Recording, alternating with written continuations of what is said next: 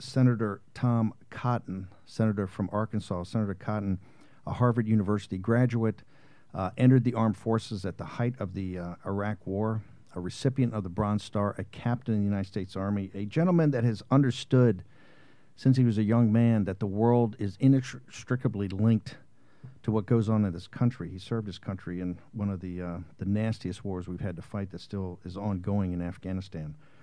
Senator Cotton, President Xi said, and we put it on the open to our show, this virus is a demon, and we cannot allow the demon to hide.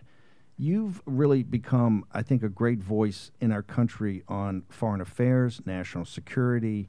It's something that you kind of specialize in. You very early on, we started the pandemic show, many weeks ago, and have talked about this since early January, but you, as more than any public official, kind of noticed that something was seriously wrong in China. Can you walk us through how you got focused on this and where you think we stand today? Hey, Steve, thanks for having me on, and thanks for discussing this very important topic. Yeah, it was probably mid-January, right before the impeachment trial started, that some of the news I read from East Asia started to suggest a novel kind of viral pneumonia that was centered in Wuhan.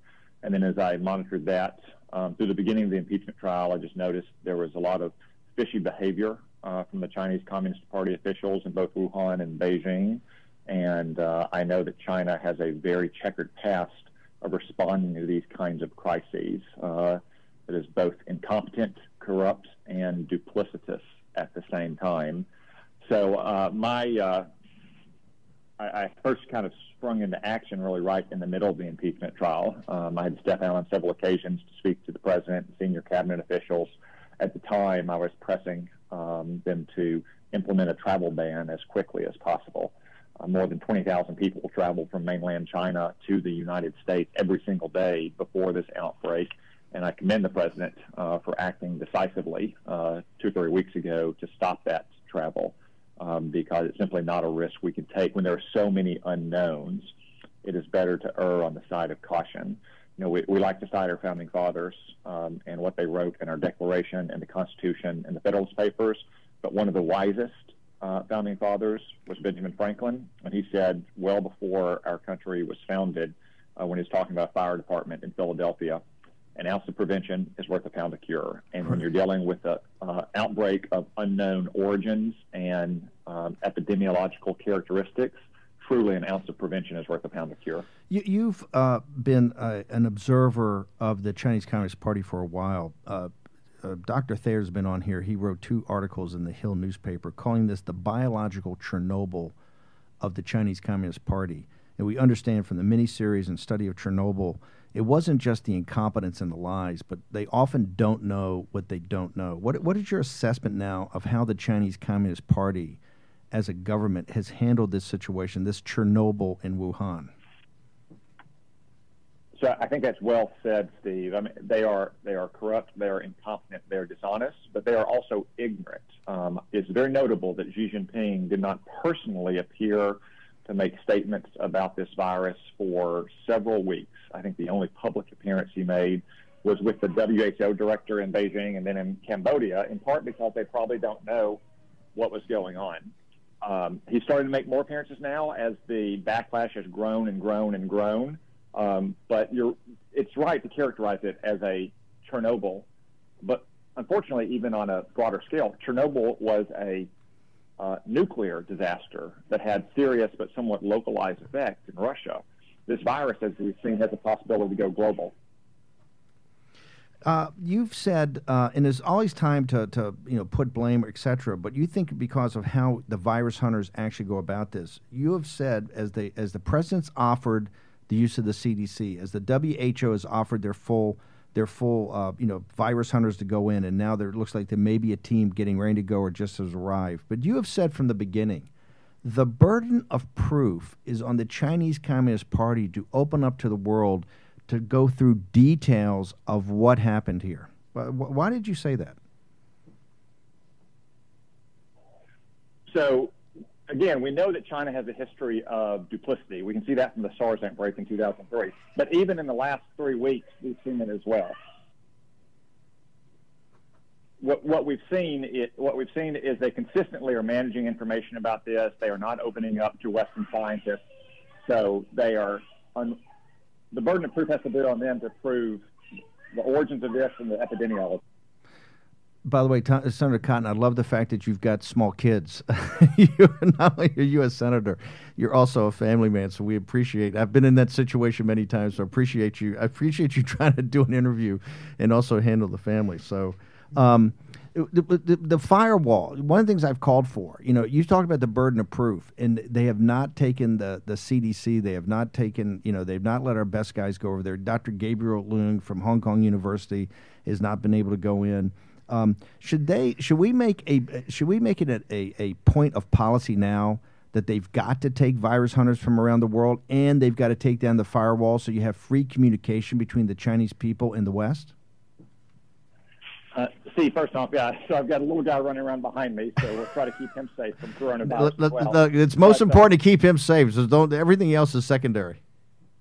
Yeah, so it's important that when we say international scientists, we're not talking about Iranian scientists or Russian scientists. We're talking about American scientists who are the best in the world, Japanese or Korean or European or what have you, and that they open up and provide us information that is necessary to find effective diagnostic testing techniques and a vaccine. So, for instance, we know that this vaccine did not start at a food market in Wuhan. That is now been totally debunked by Chinese epidemiologists. Of the first 40 cases, 14 of them had no contact with that food market. So you might say the virus went into that market before it came out of that market. So one thing that the Chinese Communist Party needs to open up about is what the kind of research they were doing in the Wuhan super lab. It's only a few miles away from that food market. We know they were researching coronaviruses. Perhaps it was all good, productive science, trying to find diagnoses, trying to find vaccines. But the burden of proof is on the Chinese Communist Party because they have been so dishonest, because they mislead their own people, because they use techniques like their great internet firewall to try to clamp down on information. The way to combat an epidemic is not through secrecy. It's not through trying to dismiss the facts. It's through trying to get the facts as quickly as possible and being honest about what you don't know with the people. Listen, the president, everybody knows the president really respects your opinion, particularly the fact that you volunteered for your country and went over and fought in combat in Iraq, and you were awarded the Bronze Star. What would you recommend how do we press the case here, given the fact that, look, it's spreading throughout the world, but the center of this is Wuhan. There's something happening in Wuhan that's never happened before in human history. There is this quarantine and the lockdown throughout China, not just central China, but all China now is, 100 million people in quarantine, 200 or 300 million people at least in lockdown. This is on a scale that's never been done before. They're doing mass roll-ups a day of people not following the quarantine.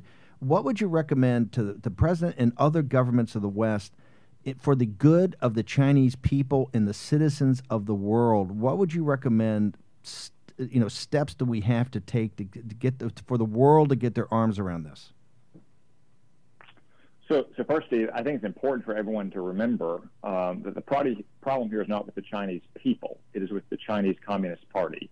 The Chinese people are the first and the worst victims of the communists that govern them. So not only for our own good, but for the good of the Chinese people and the good of everyone in the world, China needs to be more transparent. They need to open Wuhan and all of Hubei province up to outside international scientists of international renown to conduct the kind of immediate research necessary. We also need to put our national laboratories at the NIH and CDC in conjunction with private laboratories on a footing unlike anything seen since the Manhattan Project to not only identify but mass produce a vaccine as quickly as possible.